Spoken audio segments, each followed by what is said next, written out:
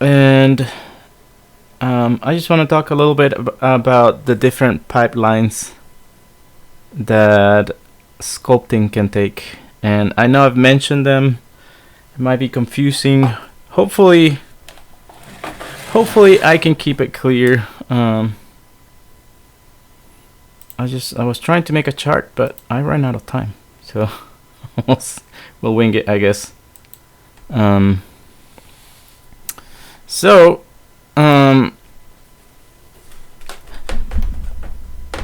this is my. I'll finish it and post it on Canvas, but basically, what you guys are doing right now, this is where you're at, right? Let me just change colors here. This is where you're at right now. And I force you to take this pipeline, just so you know the whole thing. So in here you have your poly mesh, this low poly count. It kind of looks like the final product, and you're trying to make your UVs, clean it up, get it nice and ready for sculpting. You like my drawing? But this is where you guys are now. So once you have this, I should mark in here all or mostly quads.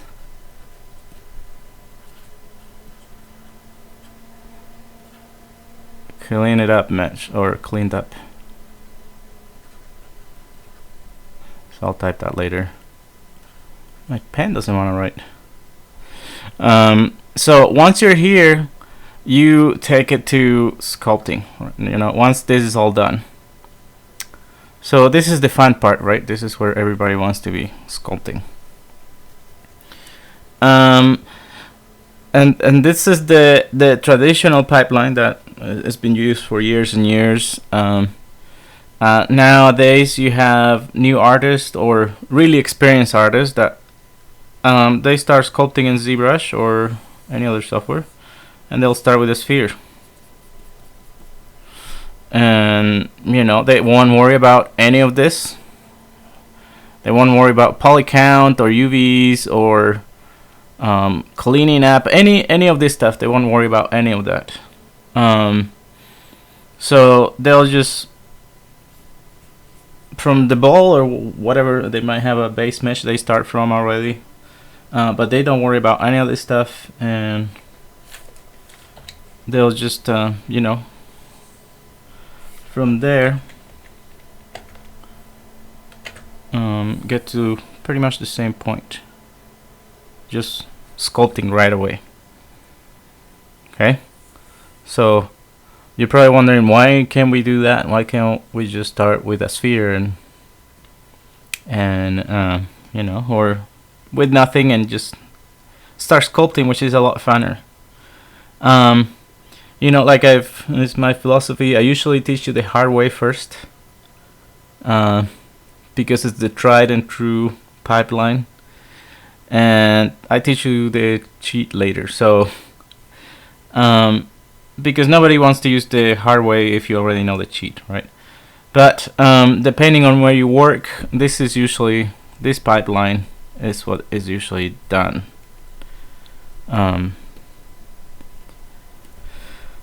This way right here. Where's my layer now? I can't draw anymore. So once you're ready for sculpting, and when we were in school, you have your option. What are you making your model for? Are you planning on animating it? Are you planning on 3D printing it? Or are you planning on using it on a game engine? So I separated it, and in the school we have a 3D printer. I don't know if you guys knew that, but we do have a 3D printer.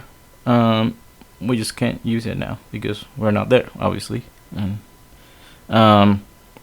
But if you see me on the fall and want to 3D print your model, just remind me, give me the file, and I'll give you 3D print.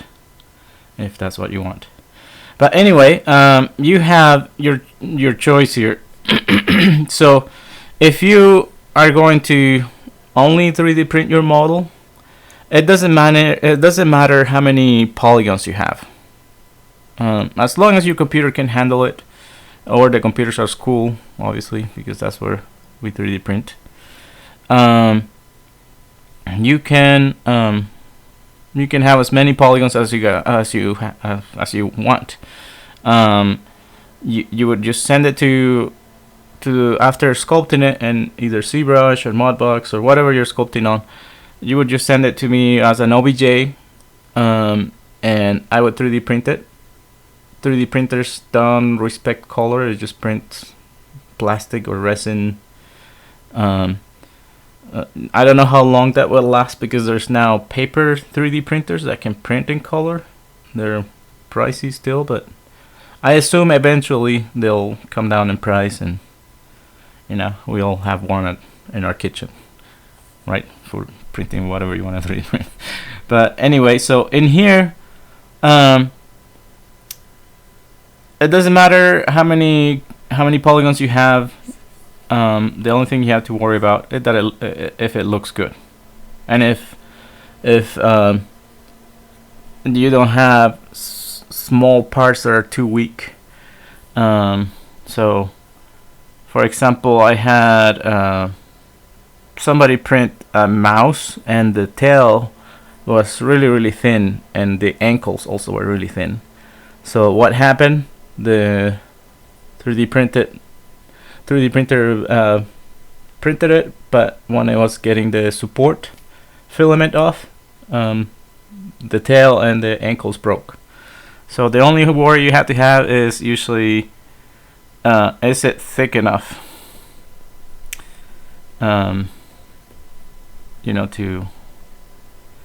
to function in real world physics. Also, like keeping fingers together, because those tend to break a lot. Like if you have clothing, you would not want to make your clothing one polygon thin. That would, like I mentioned, that doesn't exist in nature. So the 3D printer could not print it. Come on, pen. Why doesn't it want to write? I don't know if ink is on, but fingers together, like the feet being flat, so your 3D print can actually stand up and not fall over when you put it on a table, like you want to display it, or you would put a base underneath them. So if you do want to 3D print your model, you will have to think about those things. So if you see me on the fall and you say, yeah, I want to print this, yeah, you have to think, okay, how big is it going to be? Is it the clothing? Does it have thickness to it? Like if you had a foot or a dress, and the dress on the 3D model goes, let's say, these are the legs here. I know my drawings, fantastic, but let's say this is the dress here, or a robe or something like that. The legs go all the way up to the hip, and you have all this empty space in here and this really thin layer of clothing, like this. That would not be good for the printer. So usually what you do is you cap it, kind of like on your toys. You would cap it here.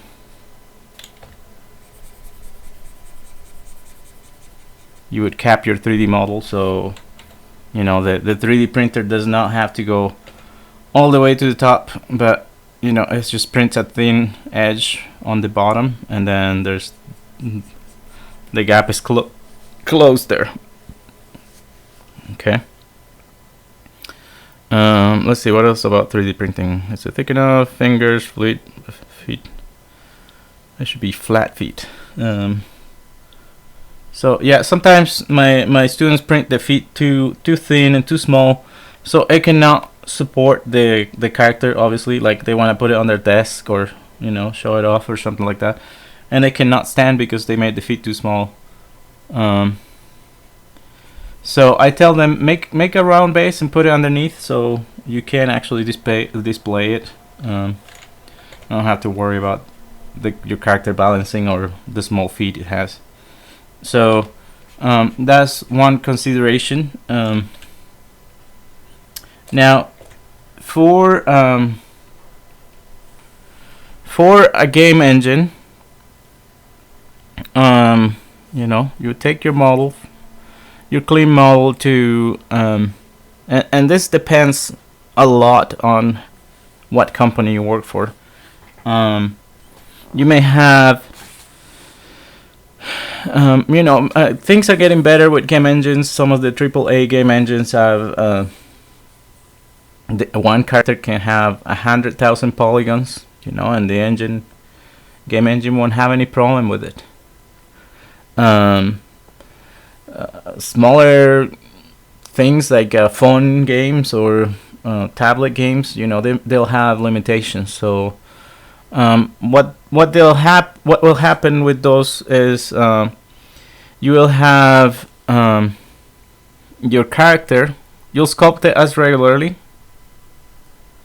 and then the maps from it will be extracted. So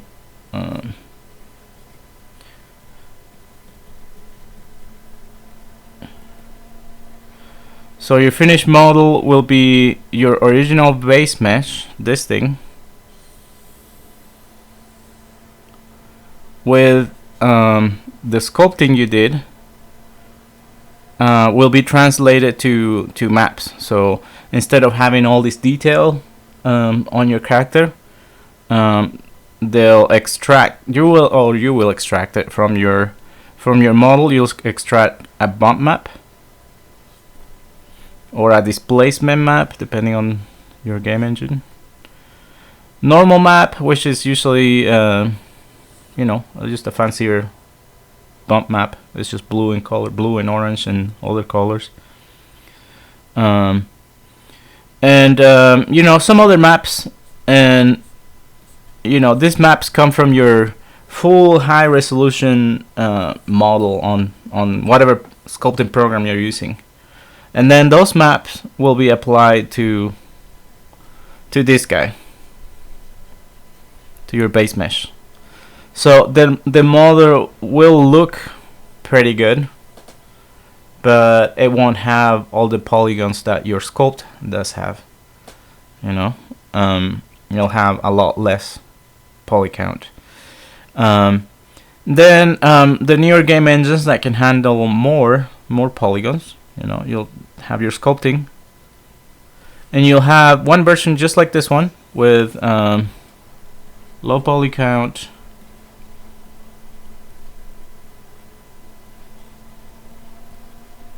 and maps applied.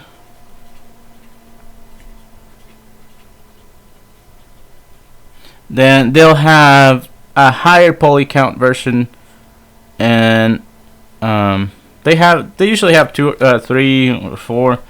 I was looking for pictures online, but the game engine switches them while you get closer to the model. So let's see, did I put those pictures here somewhere?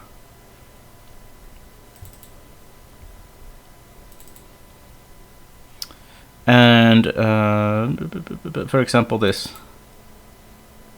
So this is an asset, so you might be looking at the character from far away, and it looks like this. Oh, it looks fairly good. It has the bump maps that you extracted from your sculpt will be on it, so it'll look fairly decent. Then you get closer, and it has a little bit higher poly count. And then in some game engines, you can get right up to the character, and you see all the wrinkles and all the details, and you say, "Wow, this is so realistic," And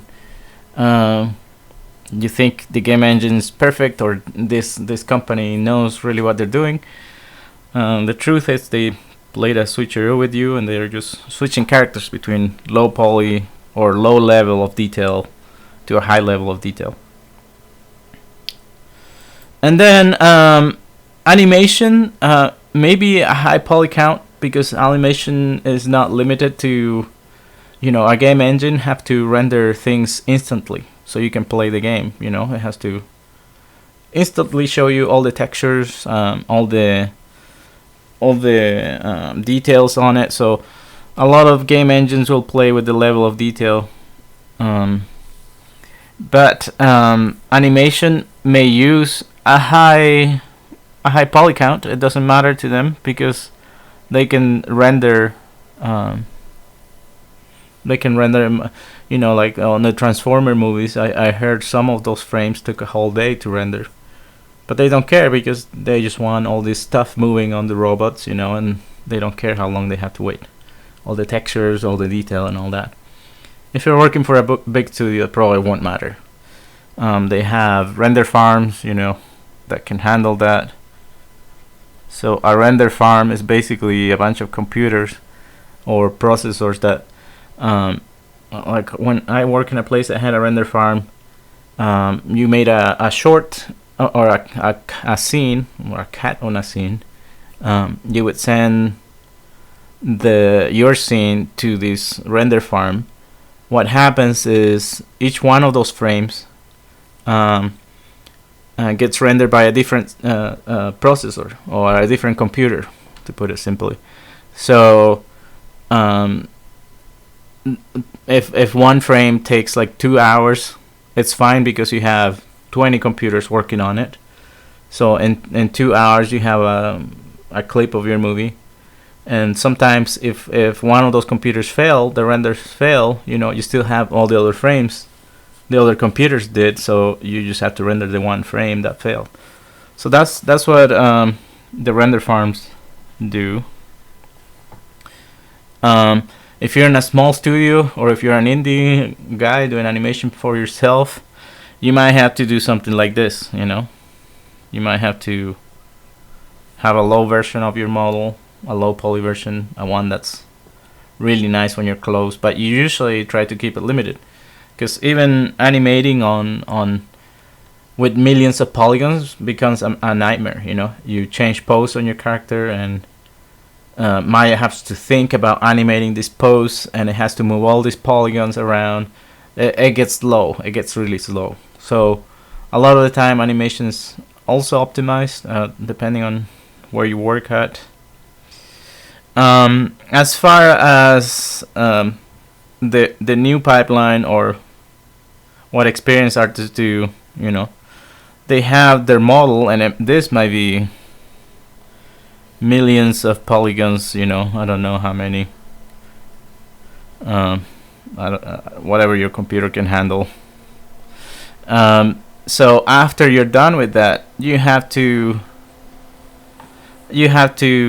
go to remesh your model. Basically what it means is you reduce your poly count.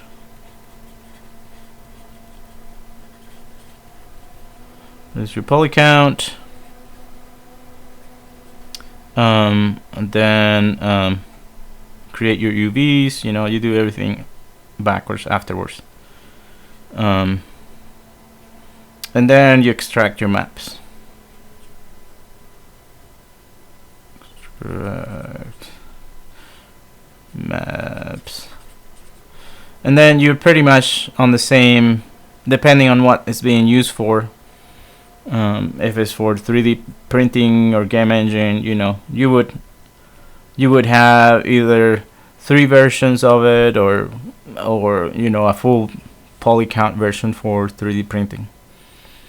And I don't know if this is confusing to you. I just know that you are following this pipeline right here. You're going in this class. You are. So when you go, if you're using Modbox, if you're using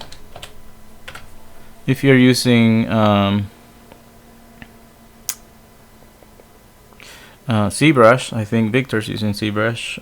It'll be the same. There is level of subdivisions and ZBrush.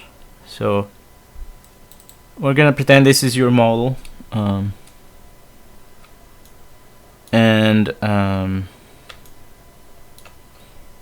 me just move things around here. You never want to mess with your original model. So what you always want to do is either create a new level of subdivision in ZBrush, or in Modbox, like most of you are using. You want to create a layer for sculpting. You don't want to sculpt on your base mesh.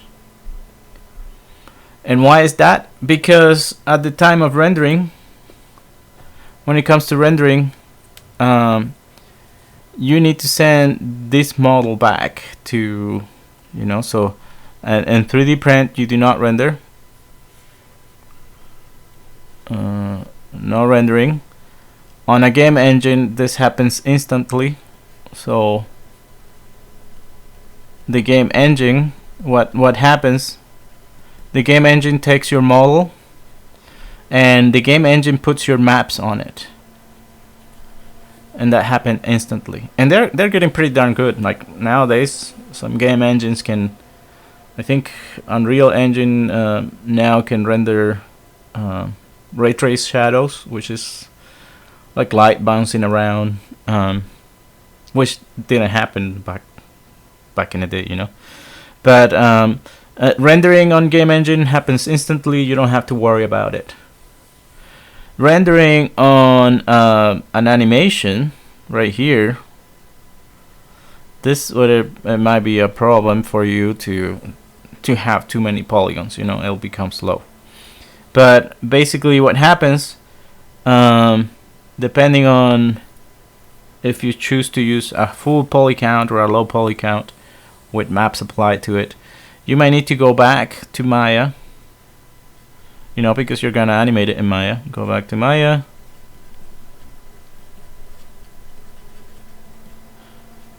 and if you're using the low poly count, this guy again, and you want to put the maps on it, you have to keep your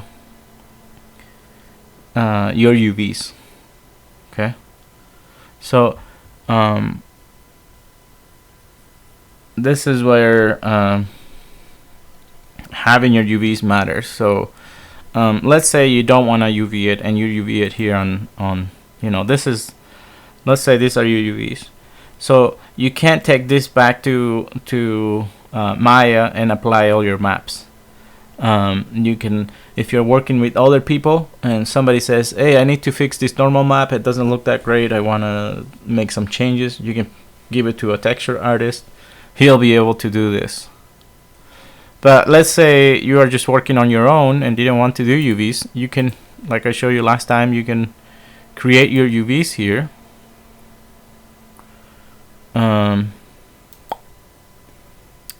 So let's say, please step to level 0. So it's asking me to go back to my original model. So I go back to the original model and say create UVs. So if I say replace existing UVs, because it doesn't have UVs, you model it and then put UVs on it. The UVs that Modbox create, they look like this. So you obviously cannot hand this to another artist to work on it. It just doesn't make sense. You can't see a face, so you don't know where you're painting. You can paint it in here, but it doesn't make sense on another program like Photoshop or Krita or something like that. So this you have to be careful with this pipeline. So if you're working with other people, especially if you're working on your own, that's fine. But let's say I want to send this model back to Maya to render it, because I want to render it in Arnold. You would have to take this model with these UVs and replace your old model that does not have UVs, but because your texture map would only work on these UVs that you already created, and not on your original model, because your original model does not have UVs. So that's something you have to keep in consideration. But the reason I'm talking about all this stuff is just so you keep in mind, okay, what do I want to use this model? Is it just going to be for my portfolio to show off that I can model and I can have something that looks neat? Or is it, am I planning to animate it later? Am I planning to have somebody else help me with animation? Those are things you have to consider. So if you're planning to animate it later, and you're gonna animate it at home on your computer, you don't know if your computer will be able to handle. Wow, now that I look at this, it's pretty confusing, huh? But if you're gonna animate at home, you want to think, okay, probably my computer at home cannot handle moving a character that's 100,000 polygons around, and then waiting days for the render because I don't have a render farm. Then you might want to consider, just keeping your UVs from the original character. And I'll show you how to extract the maps from your high poly count and the sculpting program you use, and you'll apply them to your model. So it's very important that you keep your original model when you start sculpting. So you have to make sure you create a layer on top of your model to sculpt it. So keep it separate in layers. You can have, you can work like if you were going to put it on a game engine. Like, I'll have 3 levels of subdivision. So if I hit W on Modbox, I can see the wireframe. So okay, this is gonna be my base mesh. I'm going to in this mesh, I'm just going to change big shapes. Let's say there's a box here on the shoulder, so I'm just gonna move this out. Then I'll put a bump map on it so it looks good. There's things on his belt or things like that, and these things you can fake easily with bump maps or normal maps. And then you'll have another level of detail, so I'll create another layer. I don't know why my icons are so small here, but so this will be the high resolution level of detail. So I'll subdivide my model, and it tells you here how many polygons you have. So it has 132,000 polygons. So in here I'll put all the wrinkles for the clothing, all the other stuff I want to put. Why is it not sculpting? Something's wrong with my brush here.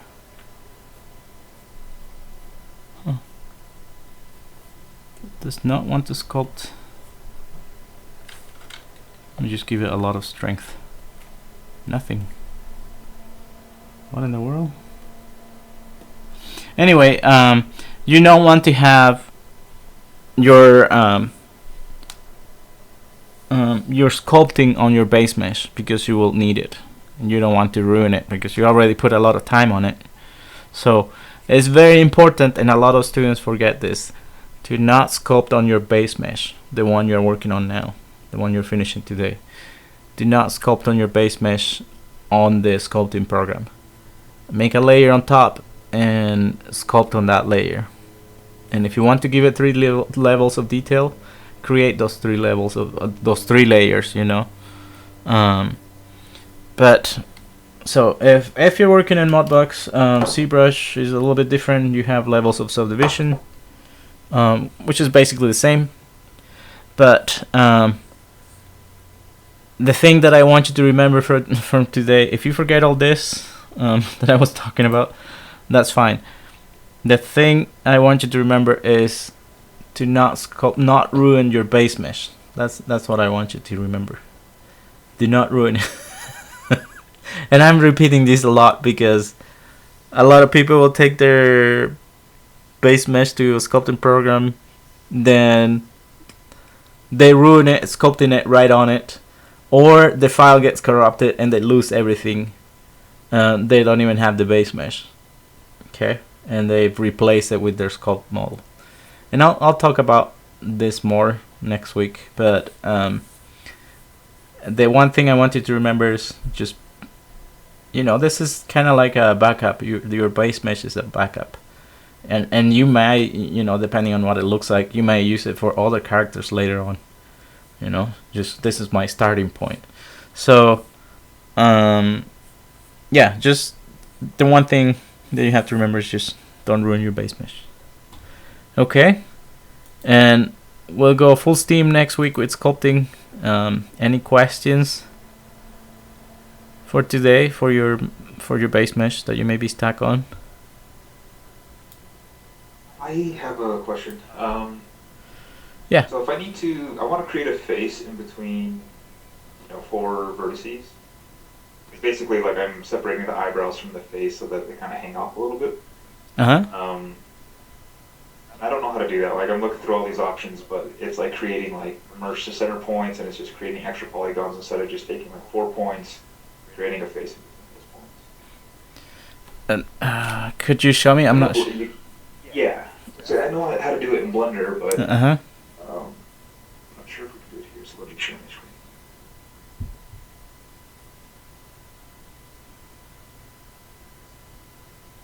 So here I separated the eyebrow from the face. Okay. Basically. Yeah. So I want to create between these 4 points right here. To create a face here, I'll create another one in between this section and then close it off on the actual face itself. So that there'd be 3 new faces. Okay, I see. So, what is that called? I think it's called Quadra. It's on the right there. I've actually not used it much, to be honest with you. Could you refine new topology based on features? No, that's not it. Shoot, what is it called? There's a way to do it. What I would do is just grab those, instead of the points, I would grab the edges and try to bridge them to the hole, and select the. Oh, these other ones as well. Yeah, select the other ones too.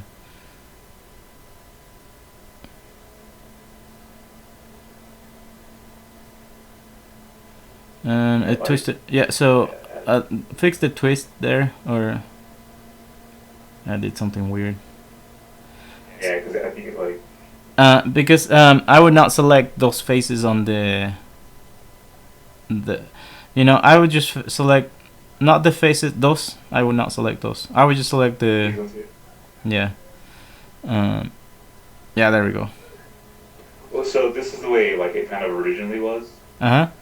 And I deleted this face, these 3, underneath this one and this one, so that basically I can kind of move this section. Oh, okay. So, over, all right. So you want that cap, but you don't want it connected to the face. Is that what you're saying? Yeah, exactly. Okay. So, you can. There's something called a pen polygon. So if you go edit mesh. No, it's actually mesh tools. A pen polygon. There it is. So just click on that, and yeah, don't worry about that. You can close it. Okay, just actually use the tool itself. Yeah, click on one of the edges, and see. It kind of tries to show you which way to go. So if you click on the next edge, it's gonna try to go around. Awesome. And it kind of wants you to go in one direction. That's why the arrows are there. So you just go all the way around and see how it closes it. Sometimes it will close weird. So I'll hit enter and it completes that one face there. And then do it again for the rest. But you kind of have to guide it a little bit. Yeah, so you just keep going. Okay, I see what you're saying. Okay, let me start with a different one here. Yeah. Polygon. This guy here. And then just to close these guys off, we should be able to bridge right at this Yeah, point. you can, or fill hole, any of those. So yeah, There it is. There we go. Nice. Nice. But, okay, yeah, that way I can kind of mess with these eyebrows a little bit more. Yeah, that would be cool. All right. So I'm doing what you were saying yesterday, basically trying to like round everything off. I need to go back and work on the arms now. Hmm. Trying to do what you were saying, like, certain profile views and stuff. Yeah, well, it takes time. Setup and then, you want us to submit another one today, right, of where we're at before we start working on our sculpt? Yeah, before you sculpt it, I just want to see it. Okay, sounds good. Good. Any other questions? Are we deconstructing the UVs or no? Like you want a UV map? I don't know if I was going to go that route. So if you don't want to do UVs, like I show you in Modbox, he can Modbox can do them. Just know that they're gonna look like this. You know, so you wouldn't have to UV anything. In Maya, you know, cutting and unfolding and things like that. You could just send it right over and UV it here, but your UV map is gonna look like this. A bunch of squares. Yeah, a bunch of little squares. So you won't be able to tell what they are. That's that's up to you. So depending on if you're gonna use it later or not, or if you're gonna give it to somebody else, that's something you have to think about. I know you are not going that direction. You're going another direction with yours, so it doesn't really matter to you, I don't think. But if I was planning on working on a game company, I probably want to have UVs because I might need to hand my model to somebody else. That's for students to decide. Just like with hair, there's so many ways to work on hair. You just pick the one that works best for you. Okay. And for your feature. Yep. So for hair, you would, you could have the XGen effects, with all the millions of hairs, and then take forever to render, but it wouldn't matter. With game engine, you probably would have to model the hair or use the polygons with transparency, like I showed you. So, yeah. Any other questions? So I want to give you this time so you can keep working on your model and have it ready for tonight, and that is it. So I'll see you guys next time on. Is today Wednesday? Yeah, today is Wednesday. I'll see you on Monday, I guess. Monday's not 4th. Sounds good. Yeah. All right. I'll see you guys next week. Have a good weekend. You too. Bye.